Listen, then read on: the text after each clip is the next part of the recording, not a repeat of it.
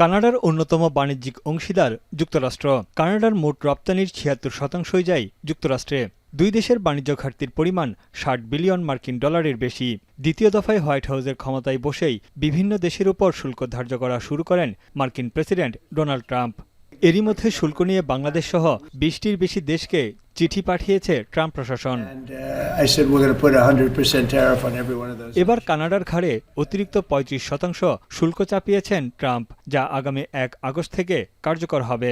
Truth সোশ্যালে কানাডার প্রধানমন্ত্রীকে উল্লেখ করে ট্রাম্প বলেন, মাদক পাচার রোধে যুক্তরাষ্ট্রকে সহায়তা করলে শুল্কের বিষয়ে ছাড় দেওয়া হবে। ট্রাম্প আরও বলেন, সীমান্ত দিয়ে মাদক পাচার এবং বাণিজ্য ঘাটতি মেটাতে কানাডার উপর এই শুল্ক আরোপ করা হয়েছে।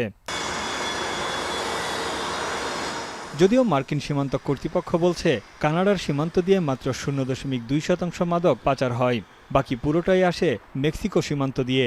এরই মধ্যে কানাডীয় পণ্যের উপর ২৫% শুল্ক ধার্য আছে। এছাড়া উত্তর আমেরিকার মুক্ত বাণিজ্য চুক্তির আওতায় কিছু পণ্যে শুল্ক ছাড় পাবে কানাডা। জবাবে কানাডার প্রধানমন্ত্রী মার্ক কার্নি জানিয়েছেন, বাণিজ্য ও শুল্ক নিয়ে যুক্তরাষ্ট্রের সঙ্গে আলোচনার মাধ্যমে কার্যকর সমঝোতায় আসার সুযোগ আছে। কানাডার জনগণ ও ব্যবসায়ীদের ধৈর্য ধরার আহ্বান জানান তিনি। তবে ট্রাম্প হুমকি দিয়ে রেখেছেন, কানাডা পাল্টা শুল্ক আরোপ করলে যুক্তরাষ্ট্রও শুল্কের হার আরও বাড়াবে। যুক্তরাষ্ট্রের বেশিরভাগ বাণিজ্যিক অংশীদারদের উপর ১৫ থেকে ২০% শুল্ক আরোপের কথাও বলেছেন মার্কিন প্রেসিডেন্ট। তবে অন্য দেশের কোম্পানিগুলো যদি মার্কিন ভূখণ্ডে পণ্য উৎপাদনের সিদ্ধান্ত নেয়, তাহলে সেসব দেশ শুল্ক থেকে মুক্তি পাবে। এছাড়া বিশ্বজুড়ে তামা, ইস্পাত ও অ্যালুমিনিয়ামের উপর ৫০% এবং যুক্তরাষ্ট্রে তৈরি নয় এমন সব ধরনের গাড়ি ও ট্রাকের উপর ২৫% শুল্ক আরোপ করেছেন ট্রাম্প, যা আগস্ট থেকে কার্যকর হওয়ার কথা। এদিকে ব্রাজিলের উপর ৫০% শুল্ক আরোপের ঘোষণায় সাও পাওলো শহরে ট্রাম্পের বিরুদ্ধে বিক্ষোভে নেমেছে শত শত মানুষ। এ সময় ট্রাম্পের কুশপুত্তলিকা দাহ করেন বিক্ষোভকারীরা।